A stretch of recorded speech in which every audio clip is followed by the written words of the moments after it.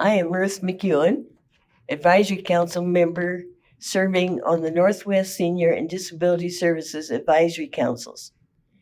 I want to welcome candidates, incumbents, and Advisory Council members to the 2024 Candidate Interview Forum. This program features candidates and incumbents from districts serving Clatsop, Marion, Polk, Tillamook, and Yamhill counties, and is sponsored by our Senior Advisory Council and our Disability Services Advisory Council. Northwest Senior and Disability Service is a local governmental organization that provides Medicaid, Oregon Project Independence, Older Americans Act, and grant-funded programs. The mission of the Northwest Senior and Disability Service is to promote dignity, independence, and health, honor choice, and empower people.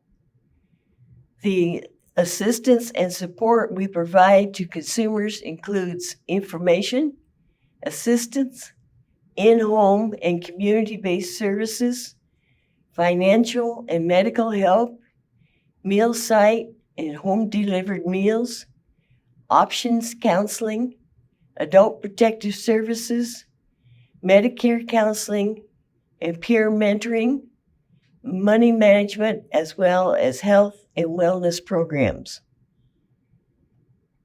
Because of the number of state legislative districts that our service area covers, we have invited a large number of candidates to our candidate interviews. Each candidate has been given information on the format used in these interviews. Each candidate will be introduced by a member from the advisory councils, and then candidates will have the opportunity to answer questions which will be timed. We thank these candidates for their willingness to share their views about services for Oregon seniors and people with disability.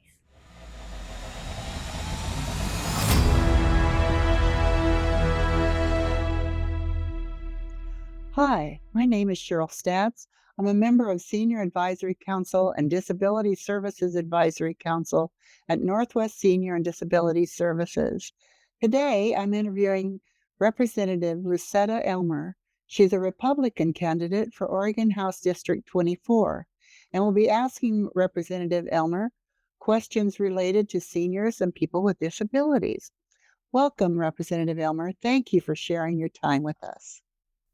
Thank you. Happy to be here. Tell us about the votes and legislation you've supported last session that directly benefited seniors and people with disabilities. Sure. So during the last session, I had the opportunity to sit on the Early Childhood and Human Services Committee, and I really enjoyed that committee. One of the passions in my personal life is working for seniors and veterans and the early learner as well. My background is in early childhood, and a couple of years ago, we moved my parents over from Central Oregon, and we built an ADA in our backyard so that they have access to us, but independent living. So anytime that we had legislation come across that committee, definitely piqued my interest, and I really enjoyed working with my other representatives on bills that we could pass that would give services to those parts of our community that oftentimes don't have a voice or someone advocating in their corner. There's still a lot more to do, but I am excited to continue that fight. I had a nice chance to visit a couple different times in my community at District 24. I live in McMinnville. And just being there and seeing what is happening in our community for the seniors, it encourages me, but it also shows me a lot of things that we still need to continue to work on. That's awesome. Thank you.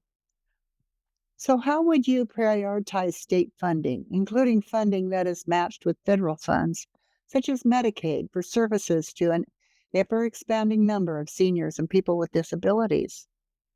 Yes.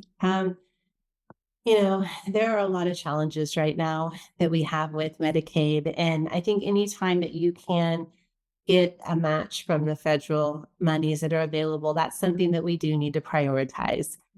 because we don't want to leave anything on the table. So that is something that we're always looking at how we can just really accent and prioritize to get as many funds as possible back to our seniors. Um, and I'm so sorry, but repeat the second part of that. It was the Medicaid portion with federal dollars. And what was the other part of your question? Well, it's just for an ever expanding number of seniors and people with disabilities. Yeah.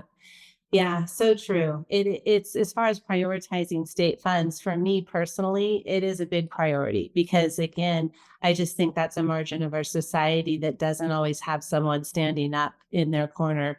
And these are people that they've lived their life and they have given, so much of their life to either their careers or to their homes or to their community. And I think it's our turn now to make sure that in their final chapters that they can have autonomy, that they can have say, but that they really can have a comfortable living and that they don't have to worry about, just the very basics. Yeah, thank you.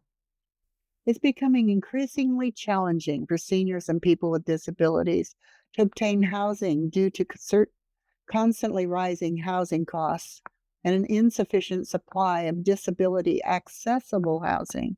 What will you do on a state level to prioritize affordable and accessible housing? Yeah, that is a huge issue for Oregonians across the board. Seniors definitely fall into that. One of the bills that I was able to pass during the short session was House Bill 4134, which while it wasn't targeted right at seniors, it did make a big difference in our housing market. So I can see the concept of that bill continuing, and we are looking forward to bringing more legislation around the concept in 2025. So the concept was taking private money and pairing it with public money. And the way we did that in House Bill 4134 is we took state money and we offset developments by paying for the infrastructure. So think water, sewer, sidewalks, things that sometimes make it hard for a developer to build out a project to produce homes. And we said, if we can take state dollars and we can cover the infrastructure costs, then you, the private developer, would you give back a certain percentage of those homes in a price range that's going to be more affordable? And we had 100% support on that, and that bill did pass. That's awesome. Thank you. What would you support on a state level to prioritize access to healthy and nutritious food for seniors and people with disabilities? I would definitely be open to see how we can continue to offer the services that we have, but expand those. I had the pleasure of spending time here in McMinnville and delivering meals to seniors, not just seniors, but most of them were seniors, people that just couldn't or had a hard time getting out of their homes. And what an amazing job those volunteers do.